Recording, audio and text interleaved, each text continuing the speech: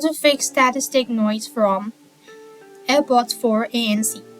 To address static noise in your AirPods 4 with ANC, try turning off noise cancellation or noise control, including transparency and noise cancellation as well.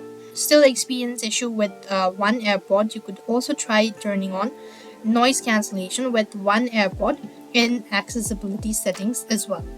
The other thing you could also do is check connectivity and interface. Now ensure both the AirPods and your connected devices are connected to a stable Wi-Fi network. Make sure your device is nearby and no obstructions or wireless between you and your device according to the Apple support itself. You could also try connecting to a different Wi-Fi network or using a different device to see if that fixes your issue or not. The other thing what you could also do is you could also try resetting or factory reset. For that, you want to hold on to your side buttons and see whether that fixes your issue or not.